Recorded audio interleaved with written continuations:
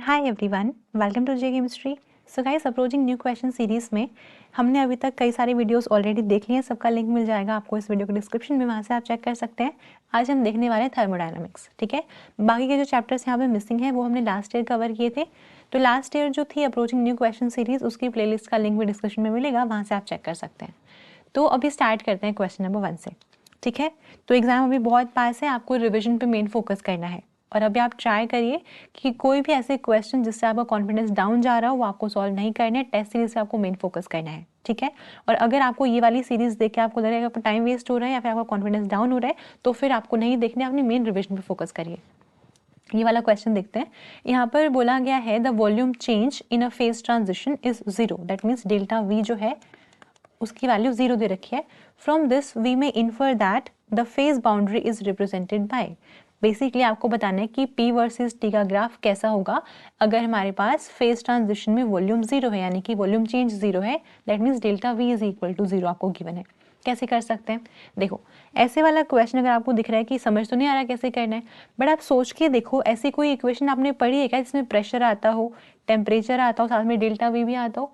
तो अगर आप थोड़ा सा ध्यान से सोचेंगे और आपने थर्मोडायनामिक्स पढ़ी होगी तो आपने देखा होगा क्लोसियस-क्लैपेरॉन इक्वेशन होती है। सो क्लोसियस-क्लैपेरॉन इक्वेशन के according dp by dt is equal to delta H by T delta V होता है। ठीक है, ये इक्वेशन अपने पास रहती है। अब मेन पॉइंट ये है कि यहाँ पर जो हमें ये लाइंस दिख रही हैं ये एक्चुअल में क्या है? अगर आप ध्यान से देखो, मान लो अगर हम बिल्कुल बेसिक्स पे जाएं, ये अपनी y एक्सिस है, ये x एक्सिस है। ठीक है, तो जो भी इसकी स्लोप होगी, चाहे वो ऐसे हो, चाहे ऐसे हो, चाहे ऐसे स्लोप हो, कैसी भी स्लोप हो, स्लोप का फॉर्मूला क्या होता है? हम बोलते हैं स्लोप इज इक्वल टू, एक तो हम बोलते हैं टेन थीटा के इक्वल होती है स्लोप, है ना। और हम क्या बोल सकते हैं, और हम ये भी कहते हैं कि अगर y वर्सेस x का ग्राफ है तो फिर dy बाई dx भी क्या होता है? ग्राफ, ये भी स्लोप ही होती है ना। या फिर इसको हम delta y by delta x भी बोल देते हैं, या फिर इसी को हम y2 minus y1 divide by x2 minus x1 भी बोल देते हैं, है ना। तो ये तो बिल्कुल बेसिक मैथमेटिक्स है जो हमने क्लास 11-12 में भी देखा होता है ना। तो मेन पॉइंट ये है कि अगर हमें किसी भी ग्राफ की स्लोप निकालनी है, लेट्स से यहाँ पे ये y वर्सेस x था, हमने बोला dy बाई dx क्या है? स्लोप है। तो अगर अपने पास ग्राफ है P versus T, that means slope क्या हो जाएगी? dp बाई dt, स्लोप हो जाएगी dp बाई dt। ठीक है, दैट मीन्स जो भी आपको ये शो कर रखे सारे क्या है? स्लोप है। तो आपको सिर्फ स्लोप बतानी कि किस तरह का नेचर होगा स्लोप का, यानी कि आपको dp बाई dt की वैल्यू बतानी है ना। इतना आप समझ गए? ओके, और dp बाई dt और वॉल्यूम चेंज वाली इक्वेशन अपने पास क्लोसियस-क्लैपेरॉन इक्वेशन होती है। That means dp by dt is equal to delta H by T delta V. ये डेल्टा एच क्या है? डेल्टा एच होता है यहाँ पर enthalpy change during phase transition. जब फेज ट्रांजिशन हो रहा है तो उस टाइम पे इंथैल्पी में कितना चेंज आया। जैसे सपोज करिए सॉलिड से लिक्विड बन रहा है, तो एक फेज से दूसरे फेज में चेंज हो रहा है सब्सटेंस, तो इस टाइम में वॉल्यूम में कितना चेंज आया है या इंथैल्पी में कितना चेंज आया है, वो कितना है? डेल्टा एच है। वॉल्यूम में चेंज आया वो डेल्टा वी है ना। और किस टेम्परेचर पर रिएक्शन हुई है वो टी है ना। अब देखो, इन्होंने क्वेश्चन में क्लियरली मेंशन किया है कि वॉल्यूम चेंज 0 है, दैट मीन्स डेल्टा वी 0 हो गया। अब देखो, किसी भी चीज को आप 0 से मल्टीप्लाई करोगे वो 0 हो जाएगा। क्या बनाइए? Delta H by 0। और किसी भी चीज को अगर आप डिवाइड करोगे 0 से, क्या बनेगा? वो इन्फिनिटी। अगर आप 100 डिवाइड बाई इन्फिनिटी करेंगे, सॉरी डिवाइड बाई 0 करेंगे तो will be equal to infinity. अब कितना भी बड़ा नंबर हो, कितना छोटा नंबर हो, उसको अगर आप 0 से डिवाइड करोगे तो वो इन्फिनिटी आता है। यहाँ से हमने देख लिया कि जो dp बाई dt है, यानी कि जो स्लोप है, वो कैसे आ रही है? इन्फिनिटी आ रही है। अब ना आपको देखना आना चाहिए। देखो, जो ये वाली स्लोप है ना, यहाँ पे अगर हम निकाले टेन थीटा, थीटा कितना है यहाँ पे? 90 डिग्री। क्योंकि मेन ये होता है कि अगर हम इसको मान लेते हैं एक्स एक्सिस से कितना एंगल बना है आपकी स्लोप का, कितना एंगल है? 90 डिग्री का एंगल है। 1090 कितना होता है? 1090 होता है इन्फिनिटी। ऐसे नहीं आ रहा तो कोई बात नहीं, 10 क्या होता है? 10 होता है साइन बाई कोस, यानी कि साइन 90 बाई में कोस 90 इज इक्वल टू 1090 होगा, है ना। साइन 90 होता है 1, कोस 90 होता है 0, कितना आया? इन्फिनिटी। दैट मीन्स जो यहाँ पे स्लोप है ये तो इन्फिनिटी है। जो ये वाली लाइन क्या शो कर रही है कि स्लोप क्या है? इनफाइनाइट है। और ये वाली स्लोप कैसी है? 0 है। ये वाली स्लोप 0 है। ये आपकी इंक्रीजिंग स्लोप हो गई, है ना, और ये आपकी डिक्रीजिंग स्लोप हो गई। तो हमने अभी क्या निकाला है कि जो स्लोप है, यानी कि जो dp बाई dt की वैल्यू है इस वाली कंडीशन में, तो वो क्या आ रही है? इनफाइनाइट आ रही है। दैट मीन्स जो ऑप्शन ए है इसका वो करेक्ट आंसर है। ठीक है, आगे देखते हैं। देखो, क्वेश्चन सिंपल है, बस आपको थोड़ी सी पेशेंस रखनी है और ध्यान से सॉल्व करना है। आपको बोला गया है a thermodynamic quantity alpha is a function of temperature and pressure, यानी कि जो अल्फा है वो फंक्शन है टेम्परेचर और प्रेशर का, ठीक है। इसके बाद एक सेकेंड, यहाँ पे ना टेम्परेचर एंड वॉल्यूम है, क्योंकि प्रेशर आप दे रहे हो कहीं पे है ही नहीं प्रेशर, तो ये मैंने गलती से लिखा, यहाँ पे वॉल्यूम है, ये फंक्शन है टेम्परेचर एंड वॉल्यूम का। और यहाँ पे गामा जो आपको दिख रहा है ये क्या है, कांस्टेंट है। आपको बताना है इनमें से करेक्ट रिलेशन कौन सा होगा। देखो ये आपको सिंपल गिवन है कि अल्फा टेम्परेचर और वॉल्यूम का फंक्शन है, इसी के साथ साथ आपको दे रखा है d alpha is equal to 2 gamma into volume into T into d T plus gamma into T square into d V. अब ना हम दो काम कर सकते हैं। अगर मैं आपको ये बोलूं कि जो अल्फा है वो तो आपको गिवन ही है कि टेम्परेचर और वॉल्यूम का फंक्शन है।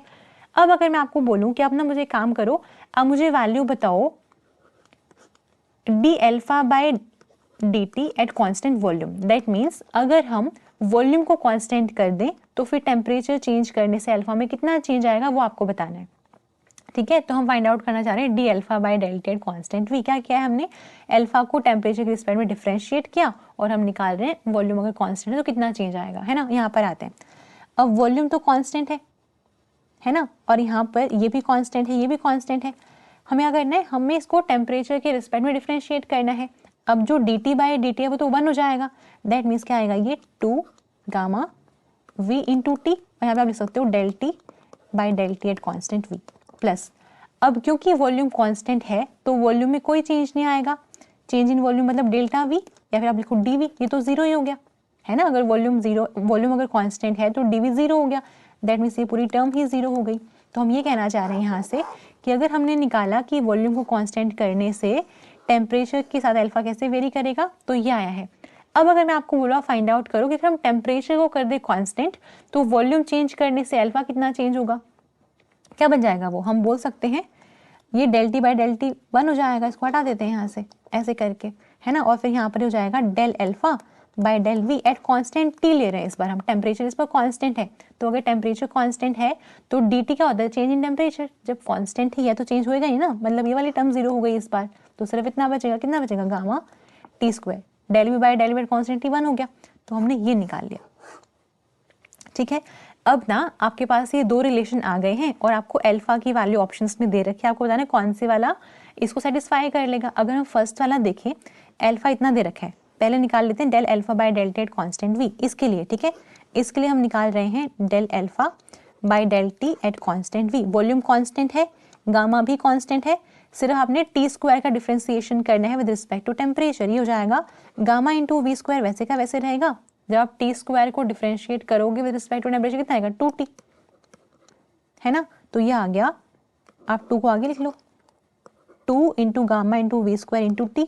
यहाँ पे क्या है, 2 into gamma into V into T, मतलब ये तो नहीं है, ये तो ये सही रिजल्ट प्रोड्यूस नहीं कर रहा है, मतलब ये तो आंसर नहीं हो सकता। सेकंड पे आते हैं। सेकंड वाले केस में आप देखो, अल्फा आपको देखा है gamma T square into V, फिर से निकालते हैं del alpha by del T at constant V. Volume constant है, गामा ऑलरेडी कांस्टेंट आपको क्वेश्चन में मेंशन करके दे रखा है, सिर्फ ये डिफरेंशिएट होकर कितना आ जाएगा, गामा इंटू वी वैसे का वैसे, टी स्क्वायर कितना हो जाएगा, 2t हो जाएगा। तो यही तो है 2 gamma we T, 2 gamma we T, ठीक है, मतलब ये वाली चीज़ तो ठीक आ रही है। फिर निकाल लेते हैं del alpha by del V at constant T, इसी के लिए निकालेंगे, ठीक है। So del alpha by del V at constant T, इस बार टेम्परेचर कॉन्स्टेंट, ये भी कॉन्स्टेंट हो गया। वॉल्यूम का differentiation with respect to volume कितना आएगा, 1 आएगा, कितना आ जाएगा, is equal to gamma T square, और यही तो है। दैट मीन्स ऑप्शन बी है इसका करेक्ट आंसर। अब बाकी दोनों निकाल के देखोगे नहीं आएगा, ये वाला रिलेशन नहीं फॉलो होगा, ठीक है, इसलिए ऑप्शन बी रहेगा इसका आंसर। आगे देखते हैं। अब ये वाला क्वेश्चन तो सिंपल है, बट आपको थोड़ा सा ध्यान से करना है। कार्नोट इंजन की बात हो रही है, हीट इंजन लिखा हुआ है ना।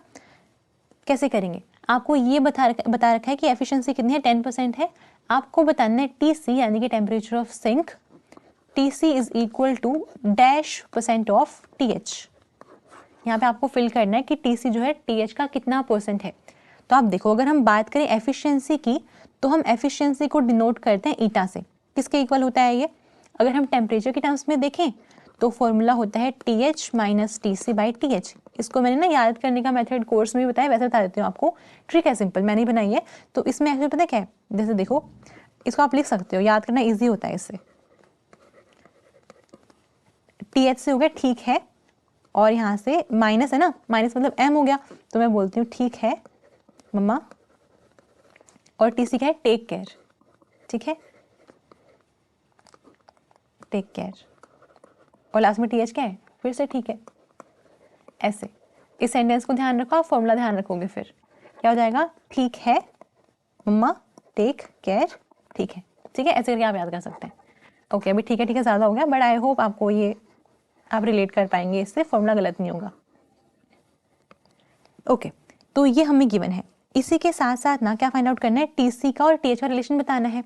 अब आप ना एक चीज़ समझना, जो ये वाला फॉर्मूला है इसमें जो ये एफिशिएंसी है, ये क्या होता है, हमेशा लेस देन वन, हमेशा लेस देन 1 रहेगी। आपको एफिशिएंसी दे रखी है 10%। आप ना दो काम कर सकते हैं, या तो आप जो ये परसेंटेज है इसको आप फ्रैक्शन में कन्वर्ट कर लो, या फिर आप इस वाले फॉर्मूले में परसेंटेज ले आओ। कैसे लाओगे, इंटू 100 करना पड़ेगा। अगर आप इंटू 100 कर रहे हैं फिर तो आप इसको डायरेक्टली 10 पुट कर दो यहाँ पे, फिर तो कोई प्रॉब्लम नहीं है। अगर आप 100 पुट यहाँ पे 100 से मल्टीप्लाई नहीं कर रहे हैं, देन आप इसको फ्रैक्शन में चेंज करो। मैं दोनों निकाल के दिखाती हूँ, ठीक है। तो यहाँ पर अगर मैंने 100 से मल्टीप्लाई कर दिया, मतलब ये परसेंटेज में आएगी एफिशिएंसी, तो मैंने एफिशिएंसी के लिए इस लिखा 10। तो 10 इज इक्वल टू, इसको थोड़ा सा सिंप्लीफाई करते हैं, आप ना सेपरेट कर दो, इसको लिख सकते हो मैं TH by TH minus TC by TH into 100, ये है ना। 100 को आप इस तरफ ले आओ, ये हो जाएगा 10 बाई में 100 is equal to TH by TH 1 हो गया, माइनस TC बाई TH, इसको आप इस तरफ ले आओ लेफ्ट हैंड साइड पे, हो जाएगा TC by TH is equal to 1, इसको इस तरफ ले आओ, माइनस 10 बाई 100, 10 बाई 100 हो गया 0.1, 1 माइनस 0.1 कितना होता है, 1 माइनस 0.1 होता है 0.9। तो यहाँ से हम कह सकते हैं TC by TH is equal to 0.9। लेकिन ये तो परसेंटेज में नहीं आया, क्या करना पड़ेगा, इसको परसेंटेज में चेंज करना पड़ेगा, दैट मीन्स इंटू 100 करना पड़ेगा। तो ये आ जाएगा 0.9 इंटू 100 इज इक्वल टू 90%, ठीक है। तो यहाँ पर हम 90 लिख देंगे ऐसे। अगर आप डायरेक्टली फ्रैक्शन में भी करते हो तो क्या करते, फिर आप क्या करते, इसको 10 डिवाइड बाई 100 कर देते, तो आप डायरेक्ट अपना सिंपल ये वाला फॉर्मूला अप्लाई करते, बात तो भी वही बन रही है ना। बस ध्यान रखना, लास्ट में मैंने परसेंटेज लिखा है यहाँ पे, तो आपको 0.9 पे नहीं छोड़ना, आपको परसेंटेज में बताना है। फोर्थ पे आते हैं। अब ये क्वेश्चन वैसे सिंपल है, लेकिन फिर बात वही है कि ध्यान से पढ़ना है। अब जो ये वाला क्वेश्चन है, ये IIT जैम वाले स्टूडेंट्स को नहीं करना, क्योंकि स्टैटिस्टिकल थर्मो आपके सिलेबस में नहीं है, बाकी सारे क्वेश्चंस आप कर सकते हैं, ठीक है। तो आपको ना किसी मेटल आयन के लिए जो ग्राउंड स्टेट है उसका टर्म सिंबल गिवन है 2p3/2। अब देखो, जो टर्म सिंबल होता है उसका जनरल फॉर्मूला क्या होता है, 2s + 1 LJ, ये होता है ना। तो यहाँ पर 2s + 1 की वैल्यू कितनी है, कंपेयर करने से 2 आया, L की वैल्यू कितनी होगी, P लिखा है ना, तो S के लिए 0, P के लिए 1, L1 होगा, और J कितना है, 3/2 है। ये हमने देखा। हमें फाइंड आउट करनी है रेजिडुअल एंट्रोपी। क्या होता है फॉर्मूला, रेजिडुअल एंट्रोपी निकालने का फॉर्मूला होता है KB into LN into W। W क्या है, अब W डीजेनरेसी हो सकता है, या फिर आपकी नंबर ऑफ अरेंजमेंट्स हो सकती हैं, या फिर नंबर ऑफ वेज हो सकते हैं, या फिर नंबर ऑफ ओरिएंटेशंस हो सकती हैं, ठीक है। तो यहाँ पर मुझे पता है कि मैं डीजेनरेसी की अगर बात करती हूँ, तो डीजेनरेसी का फॉर्मूला होता है 2J + 1, ठीक है। और जो हमें टर्म सिंबल गिवन है उसमें J की वैल्यू अपने पास है 3/2, है ना। दैट मीन्स W क्या हो जाएगा, W है डीजेनरेसी, फॉर्मूला होता है 2J + 1, तो यहाँ पे J की हम वैल्यू पुट करेंगे 3/2 + 1, कितना आया, 4 आ गया। दैट मीन्स W की वैल्यू हो गई है 4, तो बस हमें पुट करना है, ये हो जाएगा। वैल्यू पुट करने के बाद S is equal to KB LN 4। Option देखो, किसी ऑप्शन में है नहीं, 4 तो है नहीं किसी में, क्या कर सकते हैं, 4 को आई कैन राइट 2 का स्क्वायर, ऐसे पावर आगे आ जाएगी, ये हो जाएगा S is equal to 2 KB LN 2, ठीक है। दैट मीन्स ऑप्शन डी जो है इसका वो करेक्ट आंसर है। आगे देखते हैं। ये वाला क्वेश्चन सिंपल है, और कई बार ना ऐसे डायग्राम के फॉर्म में पहले भी पूछा गया है गेट एंड जैम में, तो आगे भी आ सकता है। आप ध्यान से देखो, आपको बताना है जो ये वाला प्रोसेस आपको दिखाया गया साइक्लिक प्रोसेस, इसमें हीट कितनी एब्जॉर्ब हुई होगी आपको बताना है जूल्स में। डैश के बाद पाई लिखा हुआ, इसका भी ध्यान रखना, ठीक है। कैसे करेंगे, देखो हीट की बात हो रही है, हमें ये पता है जो फर्स्ट लॉ ऑफ थर्मोडायनामिक्स है उसमें क्या कहते हैं, delta U is equal to Q + W होता है। है ना। अब एक चीज़ देखो, आपको लिख के दिया और ड्रॉ करके भी दिया है कि ये एक साइक्लिक प्रोसेस है। साइक्लिक प्रोसेस है मतलब जो डेल्टा यू है वो तो जीरो हो गया। ऐसा क्यों? क्योंकि डेल्टा यू क्या होता है? स्टेट फंक्शन है, और अगर स्टेट फंक्शन है तो फिर साइक्लिक प्रोसेस में जीरो रहेगी वैल्यू। जैसे सपोज करो यहाँ से शुरू किया, घूम के वापस यहीं आ गया, ठीक है, तो इनिशियल और फाइनल पॉइंट तो सेम ही हो गया, इसी वजह से डेल्टा यू जीरो हो गया। तो अगर डेल्टा यू जीरो है दैट मीन्स क्यू कितना हो जाएगा? Q is equal to W को इस तरफ ले आओ, माइनस ऑफ डब्ल्यू, ठीक है, हमने ये बोला। तो अगर आप कुछ भी करके यहाँ से डब्ल्यू यानी कि वर्क डन फाइंड आउट कर लें तो फिर आपकी हीट भी आ जाएगी, सिर्फ आगे साइन चेंज करना है हमने, ठीक है। अब डब्ल्यू कैसे निकालेंगे? हमें पता है work done is equal to minus P V होता है या पी डी वी होता है, सिंपल हम ऐसे लिख सकते हैं। अगर हम डब्ल्यू की बात करें W is equal to minus P V होता है, ठीक है। अब यहाँ पे देखो, जैसे सपोज करो यहाँ से स्टार्ट किया, पूरा घूम के वापस यहीं पे आ गया, तो एक्चुअल में जो ये वाला स्पेस है ये क्या कर रहा है? ये वर्क को रिप्रेजेंट कर रहा है, ये वाला एरिया जो है वो वर्क को रिप्रेजेंट कर रहा है। तो आपको ना सिर्फ ये वाला एरिया फाइंड आउट कर लेना, आपका वर्क डन आ जाएगा। और ये क्या है? सर्कल है, तो सर्कल का एरिया कितना होता है? हम बोल रहे हैं कि work done is equal to area होगा, और एरिया कितना होता है? एरिया होता है सर्कल के लिए पाई आर स्क्वायर, ठीक है, पाई आर स्क्वायर। तो बेसिकली जो वर्क डन है वो हमने फाइंड आउट करना है, वर्क डन किसके इक्वल है? एरिया के इक्वल है। तो हम एरिया क्या बोल रहे हैं? पाई आर स्क्वायर के इक्वल। अब देखो पाई तो आपके आंसर में भी है, हमें रेडियस फाइंड आउट करनी है ना। रेडियस कैसे निकालेंगे वो आपको ध्यान से देखना है बहुत। देखो जो ये वाला पॉइंट है ये 10 है, ये 30 है ना, तो इसके जस्ट बीच में अगर ये 10 है तो जस्ट सेंटर में क्या होगा? 20 होगा। दैट मीन्स जो ये वाली वैल्यू है वो 20 रही होगी, ये सारी वैल्यू क्या है? 20 है। ऐसे ही अगर हम यहाँ पर आए, अगर ये वाला पॉइंट 10 है, ये 30 है, तो इसके जस्ट सेंटर में टेढ़ी होगी लाइन, इसके जस्ट सेंटर में 20 रहा होगा, ऐसे करके यहाँ पे 20 होगा। इतना क्लियर है? ओके। तो अगर ये 20 है, देखो दैट मीन्स आप देख रहे हैं कि ये वाला पोर्शन भी 20 है, ये वाला पूरा जो पॉइंट है ये भी, ये पूरी लाइन जो ये भी 20 है, और ये वाली लाइन भी 20 है। हमें रेडियस चाहिए। आप ऐसे देखो, ये है इस सर्कल का सेंटर, तो यहाँ से यहाँ तक भी क्या है? रेडियस है, और यहाँ से यहाँ तक भी क्या है? रेडियस है। ये भी रेडियस है और ये भी रेडियस है। तो मुझे एक चीज़ पता है कि जो ये वाला पॉइंट है यहाँ से लेके यहाँ तक, ये क्या है? डायमीटर। अगर आप एक स्ट्रेट लाइन ड्रॉ करो यहाँ से यहाँ तक, तो ये क्या है? डायमीटर सर्कल का। ये है 10, ये है 30, दैट मीन्स इसकी लेंथ कितनी हो गई? अगर आपको डायमीटर या फिर लेंथ फाइंड आउट करनी है, that will be equal to 30 minus 10 यानी कि 20। दैट मीन्स ये जो टोटल लेंथ है, जो टोटल डायमीटर वो कितना है? 20 है। रेडियस क्या होता है? डायमीटर का हाफ, यानी कि 10 हो गई रेडियस, ठीक है। तो यहाँ से हमने फाइंड आउट कर ली रेडियस कितनी है? 10 है। इतना क्लियर हुआ? अब देखो एरिया हो जाएगा पाई आर स्क्वायर, यानी कि आर कितना है? 10 है, सो 10 का स्क्वायर इंटू पाई। इतना क्लियर हुआ? ये हो गया 100 पाई। लेकिन ना हमें क्या करना है? हमें तो यूनिट्स भी देखनी है, जूल्स में आना चाहिए आंसर। अब देखो यहाँ पे जो ये यूनिट्स क्या आएंगी, क्योंकि क्या होता है वर्क डन? प्रेशर इनटू में वॉल्यूम। प्रेशर आपको किलो पास्कल में दे रखा है, किलो पास्कल में दे रखा है, और वॉल्यूम आपको दे रखे है लीटर में, है ना। हमें जूल्स में चाहिए। किलो पास्कल को I can write 10 to the power 3 pascals, और लीटर को लिख सकती हूँ 1 litre is equal to 10 to the power -3 metre cube होता है। तो हमने लीटर के प्लेस पे लिखा 10 to the power -3 metre cube. अब क्या होगा? ये तो कैंसिल हो गया, क्या बचा? पास्कल इंटू मीटर क्यूब जो कि जूल्स होता है, that means 100 into pi into joules, ठीक है। ये आपका आंसर आ गया। पाई और जूल्स आपको दे रखे हैं, तो आपने यहाँ पे 100 लिखना है, ठीक है। ये आपका वर्क डन हो गया। अब एक और चीज़ का आप ध्यान रखेंगे, क्योंकि सिस्टम ने हीट एब्जॉर्ब करी है तो मतलब वैल्यू पॉजिटिव यहाँ पे रिपोर्ट करने वाले हैं हम, ठीक है। तो यहाँ पे हम लिखेंगे 100 पाई जूल्स। ऐसे करके यहाँ पे आपके सारे क्वेश्चन सॉल्व होते हैं। आई होप सारे क्लियर हो गए होंगे। नेक्स्ट वीडियो में मिलते हैं। Happy learning.